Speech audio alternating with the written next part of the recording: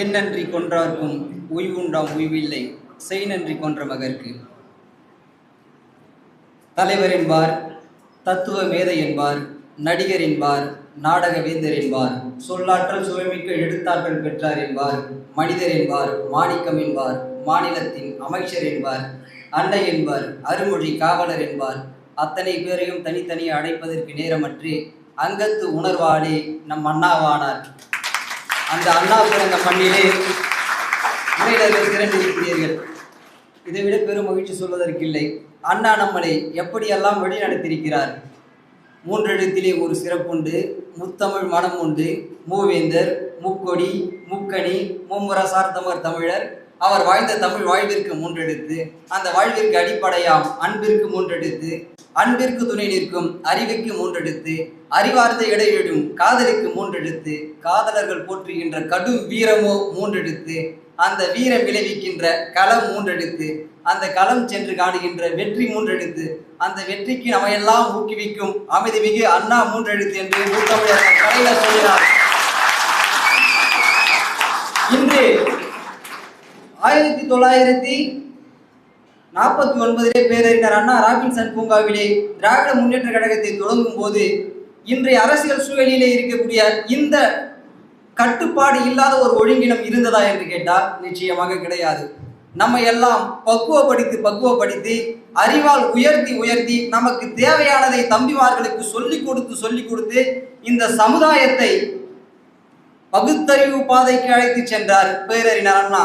எந்த அரசியல் கட்சி தலைவரும் அண்ணாவின் பெயரையும் புகைப்படத்தையும் மட்டும் பயன்படுத்தினால் போதாது, அண்ணா போல் ஆட்சி அமைப்போம் என்று சொன்னாலும் போதாது. அப்படிப்பட்ட ஆட்சியை கொடுக்க வேண்டும். என் தம்பிமார்களுக்கும் கழகத்தின் உடன்பிறப்புகளுக்கும் நாம் சொல்ல வேண்டியது இதுதான். இளைஞர்களே, எல்லோரையும் அன்பு கொண்டு நேசியுங்கள், எல்லாரையும் இதயம் கவர்ந்து நேசியுங்கள், அனைவரையும் பக்குவப்படுத்துங்கள், கல்வியை கொடுங்கள், கட்டுப்படுத்துங்கள், படியுங்கள், கழகத்திற்காக உழையுங்கள் என்று சொல்லுகிறேன். வேறு கவிஞருடைய கவிதையில் இருந்து நான் சொல்றேன். மற்ற அரசியல் கட்சிக்கும் திமுகவுக்கும் ஒரு மிகப்பெரிய வித்தியாசம் இருக்கு. என்ன தெரியுமா? திமுகவுடைய கொள்கையே இதுதான். படி படி, சங்கத்தமிழ் நூலை படி, காலையில் படி, கடும்பகல் படி, மாலை இரவு பொருள் படும்படி, கற்பவை கற்கும்படி, கற்கத்தான் வேண்டும் அப்படி, கல்லாதவர் வாழ்வது எப்படி, அறம்படி பொருள்படி, அப்படியே இன்பப்படி, இறந்த தமிழ் நான் வரை குறைந்தது என்று சொல்லும்படி, அகப்பொருள்படி, அதன்படி, புறப்பொருள்படி, நல்லபடி, புக படிப்படியாய் புலமை வரும் என் சொல்படி, சாதி எனும் தாய்ந்தபடி, நமக்கெல்லாம் அது தள்ளுபடி, சேதி எப்படி தெரிந்துபடி, இல்லையே தீமை வந்திடுவே மறுபடி, பொய்யிலே முக்கால் படி, புரட்டிலே காய்படி, வையகம் ஏமாறும்படி, வைத்துள்ள நூல்களை ஒப்புவது எப்படி, தொடங்கையிலே வருந்துபடி, இருப்பினும் நீ ஊன்றிப்படி, அடங்கா இன்பம் மறுபடி ஆகும் என்ற ஆன்றோ சொல்படி, நூலைப்படி, சங்கத்தமிழ் நூலைப்படி என்று முறைப்படுத்தி வைக்கப்பட்ட அரசியல் களம் இன்று நாகரிகம் கட்டி கிடந்து கிடைக்கிறது. இதை காக்க வேண்டியது இளைஞர்களின் நம் கடமை அல்லவா? அதற்காக உருவானதுதான் ஜென்சி கூட்டம். இளைஞர்களே, முதலில் படியுங்கள், நாட்டை சீர்மையான பாதையில் அழைத்து செல்லுங்கள் என்று நான் கூறிக்கொள்கிறேன். பெரியாரை படியுங்கள், பேரறிஞர் அண்ணாவை படியுங்கள், தலைவர் கலைஞரை படியுங்கள், அக்கா கனிமொழியின் கவிதைகளை படியுங்கள், டாக்டர் அம்பேத்கரை படியுங்கள், கார்ல் மார்க்ஸை படியுங்கள். தொடர்ந்து நம் கழக தலைவர்களின் செயல்பாடுகளை கவனியுங்கள். அந்த ஒரு செயல் கழகத்தின் இளஞ்செயவரின் அந்த தன்மானமிக்க செயல் 1000 புத்தகங்கள் கற்றுக் கொடுக்காததை கொடுக்கும். அதன் வழியில் செல்லுங்கள், நாகரிகமான வழியில் செல்லுங்கள், நிச்சயம் நமக்கு வெற்றி கிடைக்கும். அதுக்கப்புறம் இன்னொரு விஷயத்த சொல்லணும். இன்னைக்கு சில பேர் எம்எல்ஏவா இருந்தால் அது சந்தோஷம், மகிழ்ச்சி, பெருமை. இன்னைக்கு சில பேருக்கு அமைச்சராக இருந்தால் அது சந்தோஷம், மகிழ்ச்சி. இன்னைக்கு சில பேருக்கு முதலமைச்சரானா மகிழ்ச்சி, சந்தோஷம். எங்களுக்கெல்லாம் திமுக தொண்டன் சொல்றதுல பெருமை. இதை விட என்ன பேசிருக்க போது? நான் திமுக தொண்டன் 75 ஆண்டு காலம் இந்த நாகரிகமான நிலத்தை உழுவதற்காக பண்பற்றி கிடந்த இந்த நிலத்தை உழுது விவசாயி எப்படி பக்குவப்படுத்துவானோ அப்படி பெரியார் அண்ணா கலைஞர் உண்டாக்கிய இந்த நிலம் இன்று எப்படி இருக்கிறது? தாய்மார்களை சிந்தியுங்கள். அதுக்கப்புறம் அரசியலே தெரியாத சில பேர் நான் பெரிய நீச்சல் வீரன் அப்படின்னு சொல்ற மாதிரி ஆரம்பத்தில் சொல்லிட்டாங்க, ஓப்பனிங்லாம் கொடுத்துட்டாங்க. அடுத்தது என்ன நடந்ததுன்னு கேட்டா, அரசியல் நின்று ஜெயிச்சுட்டாங்க. என்னன்னா அரசியல் தெரியாது, நின்னும் ஜெயிச்சிட்டோம். இப்போ ஜெயிச்சாச்சு, தண்ணியில இறங்கிதான் ஆகணும்னு இறங்கிட்டாங்க. இறங்கிட்ட பிறகு நீச்சலாம் தெரியல, ஒன்றும் தெரியல. பக்கத்துல இருக்கக்கூடிய படியை பிடிச்சிட்டு, அந்த அரணப்படியை பிடிச்சிட்டு கரையில நின்றுட்டு இப்படி கை காட்டுற மாதிரி இருக்குது. இது அரசியல் கிடையாது. திமுக கட்சிக்காரன் கணத்துல குளிக்கிறவன் இல்ல, கடல்ல முத்தெடுக்கிறவன், கடல்லே தாண்டி போறவன். அதனால உலகத்துல எங்க பார்த்து நீங்க கத்துக்க தேவையில்லை. நெஞ்சுக்கு நீதி புத்தகத்தை வாங்கி படிங்கயா, அது போதும் உங்களை வழி நடத்துதான். வேற என்ன வேணும்? அதுக்கு அடுத்தது நான் திமுகவுடைய சாதனைகள் பத்தி சொல்ல போறேன்னு தான் என்ன வந்து முதல்ல தடுத்து, ஏன்பா வேணாம், நீ சொல்ல ஆரம்பிச்சா போயிட்டே இருப்ப, அதிகார நாள் ஆகணும். ஏன்னா 234 வேட்பாளர்களுக்கும் 234 திமுக சாதனைகளை சொல்லி எல்லாருக்கும் ஓட்டு கேட்ட ஒரு ஆள் நான். அதனால மணிக்கணக்கில் என்னால பேச முடியும். ஆனால் திமுக ஆட்சிக்கு வந்து ஓராண்டு செய்த சாதனைகளை மட்டும் சொல்றேன். ஏன்னா எல்லாத்தையும் சொல்லி 10 பேர் பயந்து ஓடிட்டாங்கன்னா, ஆட்சிக்கு வந்த உடனே திமுகவின் மிக முக்கியமான ஓராண்டுல செஞ்சது, இந்த தாய் நிலத்திற்கு சென்னை மாகாணம் என்கின்ற பெயரை நீக்கி தமிழ்நாடு என பெயர் கொடுத்தோம். திமுக செஞ்சது. நியாய விலை கடைகளிலே 1 ரூபாய்க்கு 1 படி அரிசி திட்டம் கொடுத்தது திராவிட முன்னேற்ற கழகம். ஏழை எளிய மக்களுக்கு பியூசி வரை இலவச கல்வி கொடுத்தது திராவிட முன்னேற்ற கழகம். தாய்மொழி தமிழ், பயிற்று மொழி ஆங்கிலம், இருமொழி சட்டத்தை கொண்டு வந்தது திராவிட முன்னேற்ற கழகம். கூவம் மேம்பால திட்டத்தை கொண்டு வந்தது திராவிட முன்னேற்ற கழகம். சென்னையில குடிசையில் வாழ்கின்ற மக்கள் வசிக்கக்கூடிய வகையிலே 1 கோடி ரூபாய் நிதி திரட்டி கொடுத்தது, அவர்களுக்கு தீப்பிடிக்காத வீடுகளை கட்டி கொடுத்தது திராவிட முன்னேற்ற கழகம். சென்னை வாசிகளே, கண்டிப்பா நீங்க தெரிஞ்சுக்கணும் இதெல்லாம். ஏன்னா தெரியாத நிறைய பேர் மாத்தி மாத்தி போட்டிருப்பீங்க. இப்போ தெரிஞ்சுக்கிங்க, வரலாறு முதல்ல படியுங்க, அதுக்கப்புறம் ஓட்டு போடுறது மிக முக்கியமானது. ஆனா வரலாறு தெரிஞ்சுட்டு போடுங்க. அதன் பிறகு சீரணி எனும் சமூக சேவை அமைப்பை தொடங்கியது திராவிட முன்னேற்ற கழகம். ஏழை எளிய மாணவர்களை படிக்க வைத்தது திராவிட முன்னேற்ற கழகம். கலப்பு திருமணம், ஜாதி வீட்டு ஜாதி, மதம் வீட்டு மதம் திருமணம் செய்து கொண்டால் சட்டப்படி செல்லும் என அரசு அங்கீகாரம் கொடுத்தது திராவிட முன்னேற்ற கழகம். மனசாட்சியின் மீது ஆணையிட்டு ஆட்சி பொறுப்பேற்ற கழகம் திராவிட முன்னேற்ற கழகம். அரசு அலுவலகங்களில் கடவுள் படங்களை நீக்க சொன்ன கழகம் திராவிட முன்னேற்ற கழகம். விதவைகளை, கைம்பெண்களை மறுமணம் செய்து கொள்வர்களுக்கு அரசு வேலையில முன்னுரிமை கொடுத்தது திராவிட முன்னேற்ற கழகம். சத்தியமேவதே ஜெயதே என்பதை மாற்றி தமிழ்நாடு அரசு முத்திரைகளை கொடுத்தது திராவிட முன்னேற்ற கழகம். வாய்மையே வெல்லும் என்ற தமிழ் வார்த்தையை பயன்படுத்தியது திராவிட முன்னேற்ற கழகம். சி என்கிற சமஸ்கிருத வாக்கியை நீக்கிவிட்டு திரு என்பதை பயன்படுத்தியது திராவிட முன்னேற்ற கழகம். இதெல்லாம் 150 வருஷம் 200 வருஷம் இல்லை, ஒரே ஆண்டு கொண்டு வந்தவர் அண்ணா. கலைஞர் அனைத்து உடன்பிறப்புகளும் இருந்தாங்க. இப்போ நீங்க என்ன எல்லாத்தையும் மாத்திரம் எல்லாத்துலயும் ஸ்டிக்கர் ஓட்டுங்க, தமிழ்நாடுன்னு பேர் வச்சுக்கிற, போய் ஒட்டி தான் பாருங்க நடக்குதுண்ணா சரிங்க. வேணா அவங்களை தடுத்தாங்களா? கொந்தளிப்பாங்க. இருமொழி கொள்கை கையை வச்சு பாரு. நீ எத்தனையோ நான் நலத்திட்டங்கள் ஒண்ணுமே செய்யல. இந்தியாவிலே இப்படிப்பட்ட சாதனைகளை செய்ததில்லை. என்னப்பா செஞ்சீங்கன்னா தெரியல. யாரை போய் கேட்டாலும் தளபதியை தான் கேட்கணும், தளபதியை தான் கேட்கணும் சொல்றாங்க. நம்ம சினிமா தளபதி ஏன் அந்த வார்த்தை சொல்றாங்கன்னு கேட்டா அவர்கிட்ட எதுவுமே கேட்க முடியாது.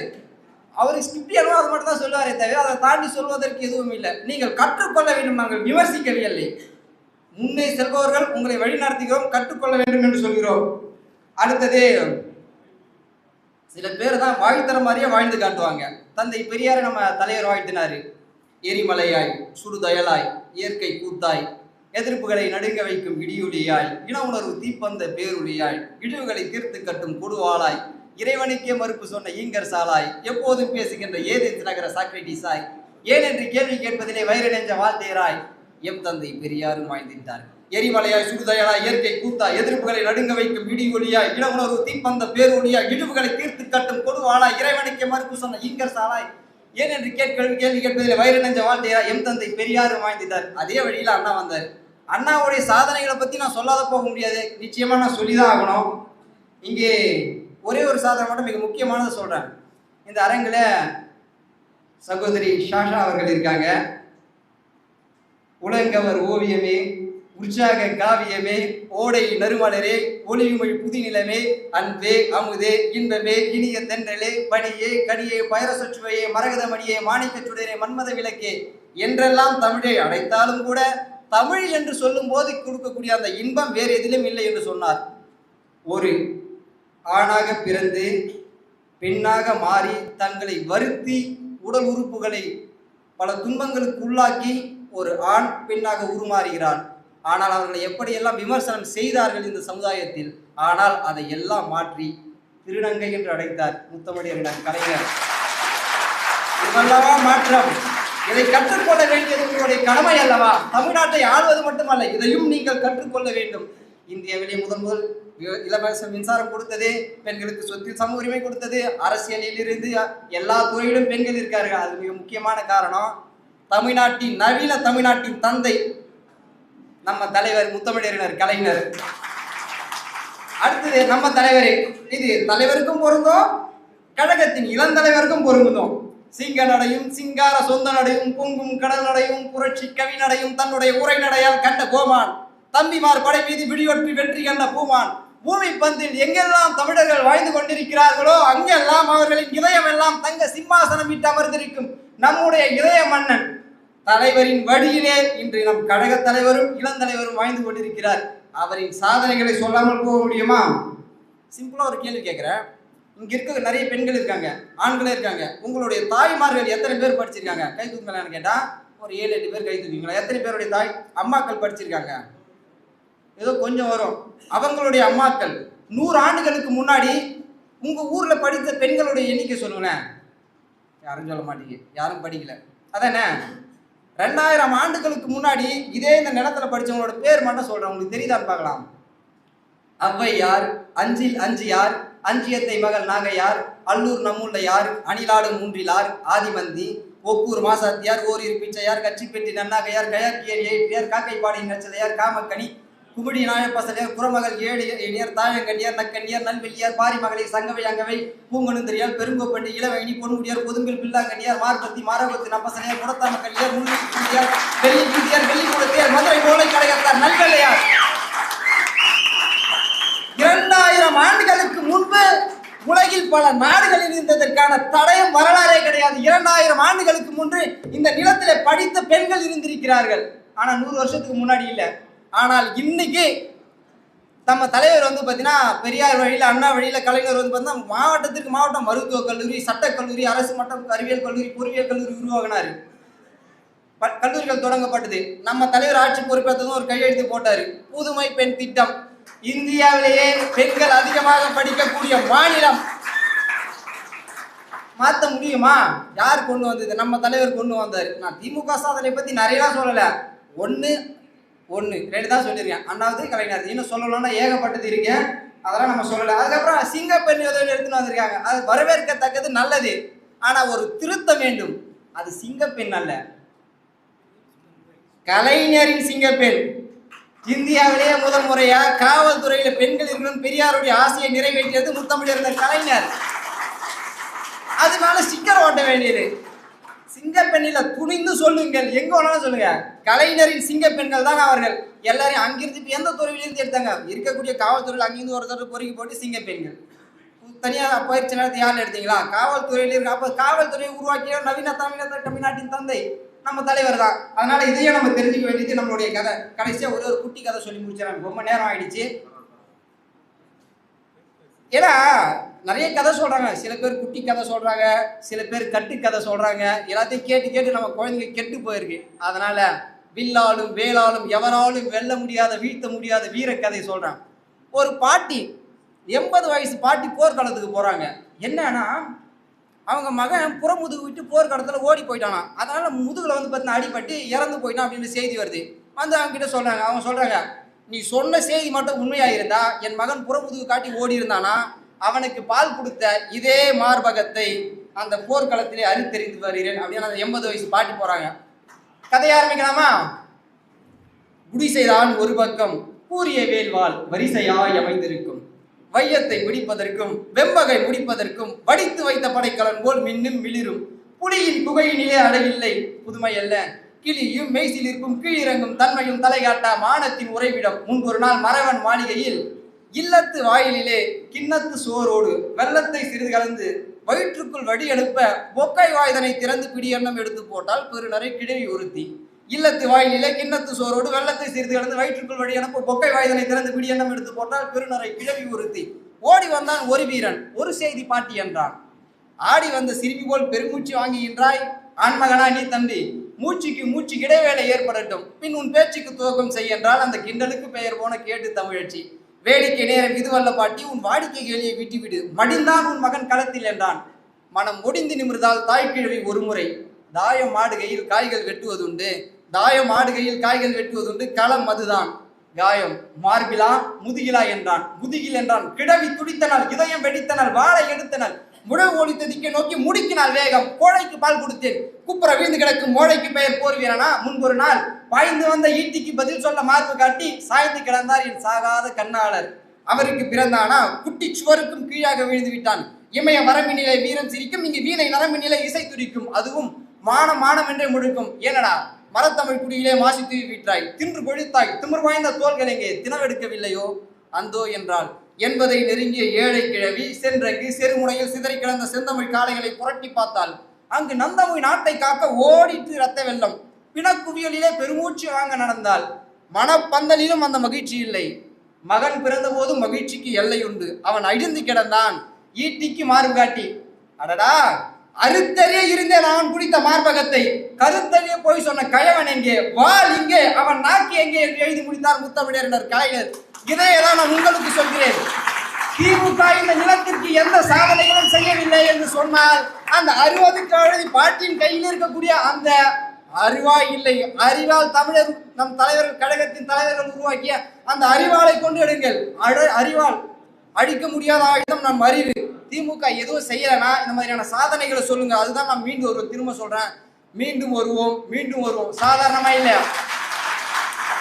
முடி பொன்னேரி, திருத்தணி, திருவள்ளூர், பூந்தமல்லி, மாதவரம், அம்பத்தூர், ஆவடி, மதுரவாயில், திருவெட்டூர், டாக்டர் ராதாகிருஷ்ண நகர், பெரம்பூர், குளத்தூர், வில்லிவாக்கம், திருவிக நகர், எழும்பூர், ராயபுரம், சேப்பாக்கம், துறைமுகம், ஆயிரங்களுக்கு, அண்ணா நகர், விருகம்பாக்கம், சைதாப்பேட்டை, தீரகம், மயிலாப்பூர், வேளச்சேரி, சோழன், திருப்பூர், தாமரை, செங்கல்பட்டு 234 தொகுதியிலும் மீண்டும் உதயசூரியனின் ஆதிக்கமே செலுத்தும். மீண்டும் தமிழ்நாடு செழித்து வளரும் என்று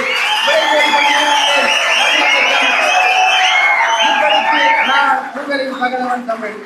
அனைத்து இந்த விழாவை ஏற்படுத்தின நம்மளுடைய நண்பர் ராஜேஷ் அவர்களுக்கும், இங்கு கலந்து கொண்டிருக்கக்கூடிய அத்தனை உடன்பிறப்புகளுக்கும், பார்க்க வந்தவர்களுக்கும், காணொலியில் கண்டிருக்கக்கூடிய அனைவர்களுக்கும் நன்றி. ஆரம்பத்தில் சொன்னேன், என்னன்றி கொன்றார்க்கும் உய்வுண்டாம் உய்வில்லை, செய் நன்றி கொண்ட மகனுக்கு. செய்த சேவையை மறந்து விடாதீங்க. நல்லதை செய்வேன்னு சொன்னவங்களை ஓட்டு போடுறது தப்பில்லை.